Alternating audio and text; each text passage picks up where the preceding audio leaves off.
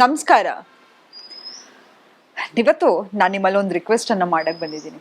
ಏನಪ್ಪ ಅಂತ ಹೇಳಿದ್ರೆ, ದಯವಿಟ್ಟು ಪ್ಲೀಸ್ ಪ್ಲೀಸ್ ಬೆಳಗ್ಗೆ ಎದ್ದ ತಕ್ಷಣ ನಿಮ್ಮ ಫೋನನ್ನು ಎಷ್ಟು ದೂರ ಇಡಲಿಕ್ಕೆ ಸಾಧ್ಯನೋ ಅಷ್ಟು ದೂರ ಇಟ್ಟು ಮಲಗಿ. ದಯವಿಟ್ಟು ಬೆಳಗ್ಗೆ ಎದ್ದ ತಕ್ಷಣ ನಿಮ್ಮ ಫೋನನ್ನು ಸ್ಕ್ರೋಲ್ ಮಾಡೋದನ್ನು ನಿಲ್ಲಿಸಿ. ಯಾಕೆ ಹೀಗೆ ಹೇಳ್ತಾ ಇದ್ದೀನಿ? ನೀವು ನಿಮ್ಮ ಫೋನ್ ನೋಡಿದ್ರೆ ನನಗೇನು ಪ್ರಾಬ್ಲಮ್ಮು ಅಂತ ಹೇಳಿದ್ರೆ, ನನ್ನ ಹತ್ರ ಎಷ್ಟೋ ಜನ ಬರ್ತಾ ಇರೋರು ಹೆಲ್ತ್ ಆಂಗ್ಸೈಟಿ, ಸ್ಟ್ರೆಸ್ ಆಗಿರಬಹುದು, ಹಾರ್ಮ್ ಒ ಸಿ ಡಿ, ಬರೀ ಒ ಸಿ ಡಿ ಅಲ್ಲ, ಹಾರ್ಮ್ ಒ ಸಿ ಡಿ ಆಗಿರಬಹುದು, ರಿಲೇಷನ್ಶಿಪ್ ಒ ಸಿ ಡಿ, ಇದು ಎಲ್ಲದ್ರ ಮೂಲಕ ಅನ್ವಾಂಟೆಡ್ಲಿ ಬರ್ತಾ ಇದ್ದಾರೆ. ಇದಕ್ಕೆಲ್ಲದಕ್ಕೂ ಮೂಲ ಕಾರಣ ಏನು ಗೊತ್ತಾ?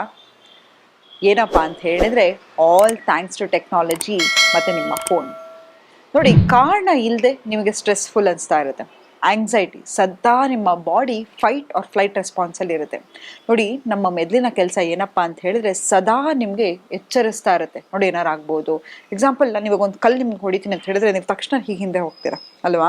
ಯಾಕಂತ ಹೇಳಿದ್ರೆ ನಿಮ್ಮ ಬ್ರೈನಿಗೆ ಅದು ರೆಸ್ಪಾನ್ಸ್ ಮೇಲೆ ಏನಾಗಿರುತ್ತಪ್ಪ ಅಂತ ಹೇಳಿದ್ರೆ ನಾನು ದೂರ ಹೋಗಬೇಕು ಅನ್ನೋದು, ಗೊತ್ತಾಯ್ತಾ? ಸೊ ಯಾವಾಗೂ ನಿಮ್ಮ ಬ್ರೈನು ಆ್ಯಕ್ಟಿವ್ ಆಗಿರುತ್ತೆ, ನಿಮ್ಮ ಮೈಂಡು ಫೈಟ್ ಆರ್ ಫ್ಲೈಟ್ ರೆಸ್ಪಾನ್ಸಲ್ಲಿ ಇರುತ್ತೆ. ಅಂಥದ್ರಲ್ಲಿ ಬೆಳಗ್ಗೆ ಎದ್ದ ತಕ್ಷಣ ಕಣ್ಣು ಬಿಟ್ಟಿರಲ್ಲ, ಮೊಬೈಲ್ ತೆಗೆದು ಫೋನನ್ನು ಓಪನ್ ಮಾಡ್ತೀರಾ. ದೇಶದಲ್ಲಿ ಅಲ್ಲ, ಅಂತಾರಾಷ್ಟ್ರದಲ್ಲಿ ಏನಾಗ್ತಾ ಇದೆ ಎಲ್ಲ ನ್ಯೂಸು ನಿಮ್ಮ ಇನ್ಸ್ಟಾಗ್ರಾಮಲ್ಲಿ ಇರುತ್ತೆ. ನಿಮ್ಮನ್ನು ನೀವು ಲಾಸ್ಟಲ್ಲಿ ಹಾಕ್ಕೊಂಡು ನೀವು ಹೇಗಿದ್ದೀರ ಅಂತ ನಿಮ್ಮ ಬಗ್ಗೆ ನೀವು ಕೇಳ್ಕೊಳ್ಳೋದಿಲ್ಲ.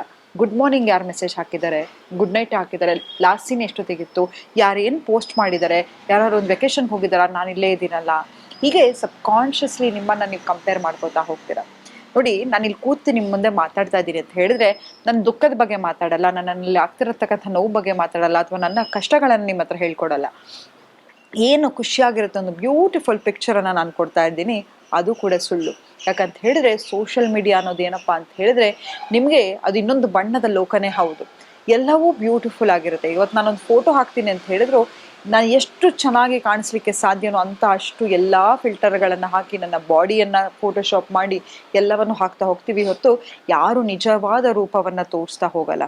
ಆದರೆ ಸಬ್ಕಾನ್ಷಿಯಸ್ಲಿ ನೀವು ಕಂಪೇರ್ ಮಾಡ್ಕೋತಾ ಹೋಗ್ತೀರಾ. ಯಾರೋ ಒಂದು ಆಕ್ಸಿಡೆಂಟ್ ಆಗಿರುತ್ತೆ, ಏನೋ ಒಂದು ಆಗಿರುತ್ತೆ, ಅದು ಸುಳ್ಳೋ ನಿಜನೋ ಗೊತ್ತಿಲ್ಲ, ನಿಮಗೆ ಬೆಳಗ್ಗೆ ವಾಟ್ಸಪ್ಪಲ್ಲಿ ಫಾರ್ವರ್ಡ್ ಬಂದುಬಿಡುತ್ತೆ. ಬೆಳಗ್ಗೆ ಎದ್ದು ನೀವು ಅದನ್ನು ಏನು ನೋಡ್ತೀರಾ ಅದು ನೀವು ಆಗ್ತಾ ಹೋಗ್ತೀರಾ. ನೋಡಿ, ಇವಾಗ ನಾನೊಂದು ಬಿಳಿ ಬಟ್ಟೆ ಹಾಕ್ಕೊಂಡಿದ್ದೀನಿ, ಇದ್ರ ಮೇಲೆ ಕಾಫಿ ಚೆಲ್ಲಿದ್ರೆ ಹೇಗೆ ಆ ಕಲೆ ಉಳಿಯುತ್ತೋ ಹಾಗೆ ನಿಮ್ಮ ಮನಸ್ಸಲ್ಲಿ ನೀವು ಎದ್ದದ ಕೂಡಲೇ ನಿಮ್ಮ ಸುಪ್ತ ಮನಸ್ಸು ಎಷ್ಟು ತಿಳಿಯಾಗಿರುತ್ತೆ ಅಂದರೆ ಅಷ್ಟು ತಿಳಿಯಾಗಿರುತ್ತೆ. ಹೈ ವೈಬ್ರೇಷನ್ ಆಲ್ಫಾ ವೇವ್ಸಲ್ಲಿ ಇರುತ್ತೆ. ಅದರ ಆಗ ನಿಮ್ಗೆ ಏನು ಬೇಕೋ ಅದನ್ನು ಮ್ಯಾನಿಫೆಸ್ಟೇಷನ್ ಮಾಡೋದು ಬಿಟ್ಬಿಟ್ಟು ಬೆಳಗ್ಗೆ ಎದ್ದ ತಕ್ಷಣ ಇಂತಹ ಒಂದು ಸ್ಟ್ರೆಸ್ಫುಲ್ ನ್ಯೂಸನ್ನು ನೋಡೋದಾಗಿರ್ಬೋದು, ಯಾರು ಮೆಸೇಜ್ ಮಾಡಿದ್ರು, ಯಾರು ರಿಪ್ಲೈ ಮಾಡಿದ್ರು, ಯಾರ ಜೊತೆ ಇದ್ದಾರೆ, ಏನು ಇಂತಹ ವಿಷಯಗಳನ್ನು ನೋಡ್ತಾ ನೋಡ್ತಾ ನೋಡ್ತಾ ಏನಾಗ್ಬಿಡುತ್ತೆ ಅಂತ ಹೇಳಿದ್ರೆ ಕಾರಣ ಇಲ್ಲದೆ ಆತಂಕಕ್ಕೆ ಒಳಗಾಗ್ತೀರಾ. ಕಾರಣ ಇಲ್ಲದೆ ಏನಾದರೂ ಒಂದು ಮಾಡ್ಕೊಂಡ್ಬಿಡ್ಬೇಕು ಅಂತ ಅನಿಸ್ತಾ ಇರುತ್ತೆ. ಕಾರಣ ಇಲ್ಲದೆ ಸದಾ ಸ್ಟ್ರೆಸ್ಸಲ್ಲಿ ಇರ್ತೀರಾ, ಪ್ಯಾನಿಕ್ ಅಟ್ಯಾಕ್ ಆಗ್ತಾ ಇರುತ್ತೆ. ಇದೆಲ್ಲವೂ ನಿಮಗೆ ನೀವೇ ಮಾಡ್ಕೊಂಡಿರ್ತಕ್ಕಂತಹ ಅನಾಹುತಗಳು. ಹಾಗಾಗಿ ಇದೆಲ್ಲದರಿಂದ ದೂರ ಇರಿ. ಮೊಬೈಲನ್ನು ಇನ್ನೊಂದು ರೂಮಲ್ಲಿ ಇಟ್ಟೇ ಮಲ್ಕೊಳ್ಳಿ. ಮೊಬೈಲಿಂದ ಎಷ್ಟು ರಿಲೇಷನ್ಶಿಪ್ಗಳು ಹಾಳಾಗ್ತಾ ಇದೆ ಗೊತ್ತಾ? ಮೊಬೈಲ್ನಿಂದ ಎಷ್ಟೊಂದು ಬೇಡದ ಕಾಯಿಲೆಗಳು ಬರ್ತಾ ಹೋಗ್ತಾ ಇದೆ. ಸೊ ನಿಮ್ಮ ಬೆಳಗ್ಗೆ ಎದ್ದ ಕೂಡಲೇ ನಿಮ್ಮ ಮನಸ್ಸು ಹೇಗಿರಬೇಕಪ್ಪ ಅಂತ ಹೇಳಿದ್ರೆ ನಿಮ್ಮ ಬಗ್ಗೆ ನೀವು ಯೋಚನೆ ಮಾಡ್ಕೋತಾ ಹೋಗಿ, ನಿಮಗೆ ನೀವು ಐ ಲವ್ ಯು ಹೇಳ್ಕೊತಾ ಹೋಗಿ, ನಿಮಗೆ ನೀವು ಈ ಮಾಡಿರ್ತಕ್ಕಂಥ ಎಲ್ಲ ನಿಮ್ಮನ್ನು ಇಗ್ನೋರ್ ಮಾಡ್ಕೊಂಡಿರೋದಕ್ಕೆ ಸಾರಿಯನ್ನು ಹೇಳ್ತಾ ಹೋಗಿ. ನಿಮ್ಗೆ ಏನು ಬೇಕೋ ಅದು ಎಲ್ಲವನ್ನು ಪ್ರೆಸೆಂಟ್ ಟೆನ್ಸಲ್ಲಿ ಹೇಳ್ತಾ ಹೋಗಿ. ಎಕ್ಸಾಂಪಲ್, ನಿಮ್ಗೊಂದು ಡ್ರೀಮ್ ಜಾಬ್ ಬೇಕಾಗಿರುತ್ತೆ, ಡ್ರೀಮ್ ಕೆಲಸ ಬೇಕಾಗಿರುತ್ತೆ, ಅದೆಲ್ಲವೂ ಆಗಿರೋ ರೀತಿ ಪ್ರೆಸೆಂಟ್ ಟೆನ್ಸಲ್ಲಿ ಮಾತಾಡ್ತಾ ಹೋಗಿ. ಎಕ್ಸಾಂಪಲ್, ನೀವು ಒಂದು ಸ್ವಂತ ಮನೆಯನ್ನು ತೊಗೋಬೇಕು ಅಂತ ಇರ್ತೀರಾ, ಆ ಮನೆಯಲ್ಲಿ ಇರೋ ರೀತಿ, ಆ ಮನೆಯಲ್ಲಿ ನೀವು ಕೂತ್ಕೊಂಡು ಕಾಫಿ ಹೇಗೆ ಕುಡಿತಿರ್ತೀರಾ, ನಿಮ್ಮ ಹೆಂಡತಿ ಜೊತೆ ಹೇಗಿರ್ತೀರಾ, ನಿಮ್ಮ ಮಕ್ಕಳ ಜೊತೆ ಹೇಗಿರ್ತೀರಾ, ಇದೆಲ್ಲವೂ ಆಗ್ತಾ ಇರೋ ರೀತಿ ಕನ್ಸು ಕಾಣ್ತಾ ಹೋಗಿ. ಖಂಡಿತವಾಗ್ಲೂ ನಿಮ್ಮ ಸುಪ್ತ ಮನಸ್ಸು ನೀವು ಬೆಳಗ್ಗೆ ಎದ್ದ ತಕ್ಷಣ ಆ್ಯಕ್ಟಿವ್ ಆಗಿರುತ್ತೆ. ನೋಡಿ, ಒಂದು ಮೊಬೈಲಲ್ಲಿ ಇದೆ ಅಂತ ಹೇಳಿದರೆ ಟಾಪ್ ಸೈಕಾಲಜಿಸ್ಟು, ಸೈಕ್ಯಾಟ್ರಿಸ್ಟ್ ಅದು ಎಲ್ಲ ಆ್ಯಪ್ಗಳನ್ನು ಡೆವಲಪ್ ಮಾಡಿರ್ತಾರೆ. ಒಂದು ನಿಮಿಷಕ್ಕೆ ನಿಮಗೆ ಹಲವಾರು ನ್ಯೂರೋ ಟ್ರಾನ್ಸ್ಮಿಟರ್ ಸಿಗ್ನಲ್ಗಳನ್ನು ಕಳಿಸ್ತಾ ಇರುತ್ತೆ. ಹಾಗಾಗಿ ಅದು ನಿಮ್ಮನ್ನು ಹುಕ್ಡಪ್ ಆಗಿರುತ್ತೆ. ಈಗ ನೋಡಿ, ನಿಮ್ಗೆ ಎಂಥ ಮುಂಚೆ ಆದರೆ ಒಂದು ವರ್ಷಕ್ಕೊಂದು ಬಟ್ಟೆ ತೊಗೊಂಡ್ರು ಎಷ್ಟು ಖುಷಿ ಅನ್ಸೋದು, ಆನಂದ ಅನ್ಸೋದು, ಎಲ್ಲಾದರೂ ಒಂದು ಜಾಗಕ್ಕೆ ಹೋದರೆ ಎಷ್ಟು ಖುಷಿ ಅನ್ಸೋದು. ಅದು ಯಾವುದೂ ನಿಮ್ಗೆ ಅನಿಸ್ತಾ ಇಲ್ಲ. ಯಾಕೆ ಗೊತ್ತಾ? ಯಾಕಂತ ಹೇಳಿದ್ರೆ ಕಾನ್ಸ್ಟೆಂಟಾಗಿ ನಿಮಗೆ ಡೋಪಮೈನ್ ಹಿಟ್ ಆಗ್ತಾನೆ ಇದೆ. ಅದು ಒಳ್ಳೇದಲ್ಲ.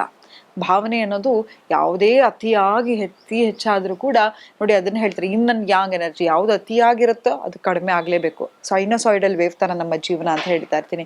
ಹಾಗಾಗಿ ನೀವು ಅದನ್ನ ಯಾವಾಗ್ಲೂ ಅತಿಯಾಗಿ ಹೆಚ್ಚು ಡೋಪಮೈನ್ ಲೆವೆಲ್ ಇದ್ರೆ ನಿಮ್ಮ ಮನಸ್ಸಲ್ಲಿ ಯಾವುದೇ ತಕ್ಕಂತಹ ಭಾವನೆಗಳು ಎಲ್ಲವೂ ಹಾಳಾಗ್ತಾ ಹೋಗುತ್ತೆ. ಬೆಳಗ್ಗೆ ಎದ್ದ ತಕ್ಷಣ ನಿಮ್ಮ ಮೋಸ್ಟ್ ಇಂಪಾರ್ಟೆಂಟ್ ಟೈಮ್ ಯಾವುದಪ್ಪ ಅಂತ ಹೇಳಿದ್ರೆ ನೀವು ಮಲಗೋಕ್ಕಿಂತ ಮುಂಚೆ ಎದ್ದ ತಕ್ಷಣ ಆದಷ್ಟು ಬೆಳಗ್ಗೆ ಎದ್ದ ತಕ್ಷಣ ಪ್ಯೂರಿಟಿಯನ್ನು ಇಟ್ಕೊಳ್ಳಿ. ಸಂಸ್ಕಾರ ಹೇಗೆ ಒಂದು ಬಿಳಿ ಬಟ್ಟೆಯನ್ನು ಹಾಕಿದ್ರೆ ಎಷ್ಟು ಜಾಗೃತವಾಗಿರ್ತೀವಿ ಅಲ್ವಾ, ಎಲ್ಲಂದ್ರೆ ಎಲ್ಲ ಅಲ್ಲಿ ಗಲೀಜಲ್ಲಿ ಹೋಗಿ ಕೂತ್ಕೊಂಡ್ಬಿಡಲ್ಲ, ಏನಂದ್ರೆ ಅದನ್ನ ಯಾರನ್ನ ಮುಟ್ಕೊಂಡ್ಬಿಡಲ್ಲ, ಇಲ್ಲ ಅಲ್ವಾ, ಎಷ್ಟು ಪರಿಶುದ್ಧವಾಗಿರ್ತೀರ. ನಿಮ್ಮ ಸುಪ್ತ ಮನಸ್ಸು ಒಂದು ಬಿಳಿ ಬಟ್ಟೆ ತರ, ಅದರಲ್ಲಿ ನಿಮ್ಗೆ ಏನು ಬೇಕೋ ಅದನ್ನ ಬರಿತಾ ಹೋಗಿ ಹೊರತು ಬೇಡದ ವಿಷಯಗಳು ನಿಮ್ಗೆ ಯಾಕ್ರಿ ಬೇಕು. ಇಗ್ನೋರೆನ್ಸ್ ಇಸ್ ಬ್ಲಿಸ್ ಅಂತ ಹೇಳಿದ್ರೆ ನಾನು ಯಾವಾಗ್ಲೂ ಹೇಳ್ತಿರ್ತೀನಿ, ಆದಷ್ಟು ನಿಮ್ಮ ಸಂಗಾತಿ ಫೋನನ್ನ ಯಾವುದೇ ಕಾರಣಕ್ಕೂ ಟಚ್ ಮಾಡಬೇಡಿ ಅಂತ. ನೋಡಿ, ಭಗವಂತನೇ ನಿಮ್ಗೆ ಆ ಶಕ್ತಿ ಕೊಟ್ಟಿಲ್ಲ ಇನ್ನೊಬ್ರು ಮನಸ್ಸಲ್ಲಿ ಏನಿದೆ ಅನ್ನೋದು ತಿಳ್ಕೊಳ್ಳೋದು, ಮತ್ತು ಅವ್ರ ಫೋನಲ್ಲಿ ಇರೋದನ್ನ ಯಾಕ್ರಿ ಬೇಕು. ಇಲ್ದಿರೋ ತಲೆನೋವಲ್ಲ ನಮ್ಗೆ ಅಲ್ವಾ, ಬೇಡ ನಮ್ಗೆ ಅದೆಲ್ಲ. ನಮ್ಗೆ ಎಷ್ಟು ಕಡಿಮೆ ವಿಷಯ ಗೊತ್ತೋ ಅಷ್ಟು ಖುಷಿಯಾಗಿರ್ತೀವಿ. ಇವತ್ತು ನೋಡಿ, ಒಂದು ಮಗು ರೋಡಲ್ಲಿ ನಡ್ಕೊಂಡು ಹೋಗ್ತಾ ಇದ್ರೆ ಆ ಮಗು ನಿಮ್ಗೆ ಗೊತ್ತೋ ಇಲ್ವೋ ಹೋಗ ಮಗುನ ಮಾತಾಡ್ಸ್ತೀರಾ. ಯಾಕೆ? ಮಗು ಚೆನ್ನಾಗಿದೆ ಅಂತಲ್ಲ, ಆ ಮಗುವಲ್ಲಿ ಇರ್ತಕ್ಕಂಥ ಇನ್ನೋಸೆನ್ಸು ನಿಮ್ಗೆ ಅಟ್ರಾಕ್ಟ್ ಮಾಡ್ತಾ ಇರುತ್ತೆ. ಭಗವಂತನಿಗೂ ಹಾಗೆ ನಿಮ್ಮಲ್ಲಿ ಇರ್ತಕ್ಕಂಥ ಮುಗ್ಧತೆ ಇಷ್ಟ ಆಗ್ತಾ ಹೋಗುತ್ತೆ. ನಾವು ಎಷ್ಟು ಕಡಿಮೆ ವಿಷಯಗಳನ್ನ ತಿಳ್ಕೊಂಡಿರ್ತೀವೋ ಅಷ್ಟು ನೆಮ್ಮದಿ ಶಾಂತಿಯಿಂದ ಇರ್ತೀವಿ. ಇವತ್ತು ಎಲ್ಲವೂ ಗೊತ್ತು, ಮೊಬೈಲಲ್ಲಿ ಒಂದು ಗೂಗಲ್ ಮಾಡಿಬಿಟ್ರೆ ಒಂದು ವ್ಯಕ್ತಿ ಮೀಟ್ ಮಾಡ್ತಿದೆ ಅಂತ ಹೇಳಿದ್ರೆ ಆ ವ್ಯಕ್ತಿನ ಪರಸ್ಪರ ಅರ್ಥ ಮಾಡ್ಕೋಬೇಕು ಅಂತಿಲ್ಲ.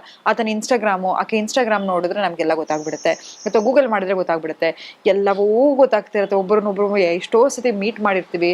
ಎಷ್ಟೊಂದು ರೆಸ್ಟೋರೆಂಟಿಗೆ ಹೋಗಿ ಗಂಡ ಹೆಂಡತಿ ಒಂದು ಎಕ್ಸ್ಪೆನ್ಸಿವ್ ರೆಸ್ಟೋರೆಂಟಿಗೆ ಬಂದಿರ್ತಾರೆ, ಆ ಊಟ ಹಾಕೋದು ಒಂದು ಪರಸ್ಪರ ಮಾತಾಡೋದು ಬಿಟ್ಬಿಟ್ಟು ಒಬ್ರೊಬ್ರು ಇನ್ಸ್ಟಾಗ್ರಾಮು ಫೇಸ್ಬುಕ್ಕಲ್ಲಿ ಕೂತಿರ್ತೀವಿ. ಇವತ್ತು ಜನ ಎದುರುಗಡೆ ಸಿಕ್ಕಿದ್ರೆ ಏನು ಮಾತಾಡಬೇಕು ಅಂತ ನಮ್ಗೆ ಗೊತ್ತಾಗ್ತಾ ಇಲ್ಲ. ಸೋಷಲ್ ಆಂಗ್ಸೈಟಿಗೆ ಒಳಗಾಗ್ತಿದ್ದೀವಿ. ಇದೆಲ್ಲ ಬೇಕಾ? ಎಷ್ಟು ಬೇಕೋ ಅಷ್ಟನ್ನು ಮಾತ್ರ ಇರಲಿ. ಆದಷ್ಟು ಒಂದು ಗ್ರೋಸರಿ ತರಬೇಕಾ, ಹೋಗಿ ಆಚೆ ಹೋಗಿ, ಅಲ್ಲಿ ಹೋಗಿ ಅಂಗಡಿಯಲ್ಲಿ, ಕಿರಾಣಿ ಅಂಗಡಿಯಲ್ಲೋ ಅಥವಾ ವೆಜಿಟೇಬಲ್ ಶಾಪಲ್ಲೋ ಹೋಗಿ ಒಂದು ವಾಕಿಂಗ್ ಆಗತ್ತೆ. ಅಲ್ಲಿ ಅವನಿಗೆ ಡೈರೆಕ್ಟಾಗಿ ನೀವು ಬಿಸ್ನೆಸ್ ಕೊಡ್ತಾ ಹೋಗ್ತೀರಾ. ಎಷ್ಟೋ ಸತಿ ಆನ್ಲೈನಲ್ಲಿ ಖರೀದಿ ಮಾಡೋದು ಎಷ್ಟರ ಮಟ್ಟಿಗೆ ಪರಿಶುದ್ಧವಾಗಿರುತ್ತೆ ಗೊತ್ತಿಲ್ಲ. ಅದೇ ಒಬ್ಬ ಕಿರಾಣಿ ಅಂಗಡಿಗೆ ಹೋದಾಗ ಅವನಿಗೆ ಪಾಪ ವ್ಯಾಪಾರ ಆಗ್ತಾ ಹೋಗುತ್ತೆ, ಅವನ ಜೊತೆ ಒಂದು ಇಂಟ್ರಾಕ್ಷನ್ ಮಾಡ್ಬೋದು. ಯಾರೋ ನಿಮ್ಗಿಂತ ಕಷ್ಟದಲ್ಲಿ ಇರೋರನ್ನ ನೋಡಿದಾಗ ನಿಮ್ಗೆಲ್ಲೋ ಒಂದ್ ಕಡೆ ಅನ್ಸುತ್ತೆ, ಭಗವಂತ ನಿಮ್ಗೆ ಎಷ್ಟೊಂದೆಲ್ಲ ಕೊಟ್ಟಿದ್ದಾನಪ್ಪ ಅಂತ. ಹಾಗಾಗಿ ಆಚೆ ಜನಗಳ ಹತ್ರ ಇಂಟ್ರಾಕ್ಷನ್ ಅನ್ನ ಮಾಡ್ತಾ ಹೋಗಿ, ರಿಯಲ್ ಸಂಬಂಧಗಳನ್ನ ಬೆಳೆಸಿ, ರಿಯಲ್ ವ್ಯಕ್ತಿಗಳ ಜೊತೆ ಮೀಟ್ ಮಾಡ್ತಾ ಹೋಗಿ ಸದಾ ಸಂತೋಷವಾಗಿರಿ ಅಂತ ಹೇಳ್ತಾ ಇವತ್ತಿನ ಸಂಚಿಕೆ ನಾನು ಮುಕ್ತಾಯಗೊಳಿಸಿದ್ದೀನಿ. ಧನ್ಯವಾದಗಳು.